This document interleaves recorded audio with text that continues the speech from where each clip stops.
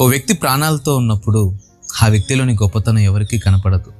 ఆ వ్యక్తిలోని బలహీనతలు మాత్రమే చాలా పెద్దవిగా కనపడతాయి. వాడా అండి పెద్ద తాగుబోతు, దేనికి పనికిరాడండి, వాడు భూమి మీద బ్రతకడం దండగా అన్నట్లుగా మాట్లాడతారు.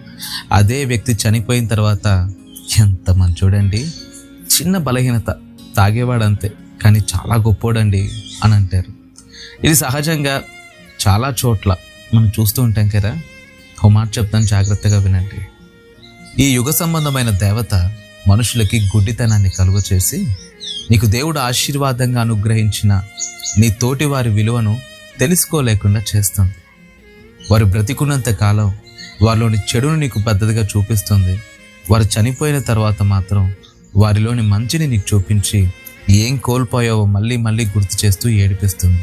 మనుషులు ఉన్నప్పుడే వారి విలువను గుర్తించండి, ఎందుకంటే కాలం కరిగిపోతే ఎన్నటికీ తిరిగి రాదు. అలాగే ప్రాణం పోయిన తర్వాత ఆ వ్యక్తిని సంతోషపెట్టే అవకాశం నీకు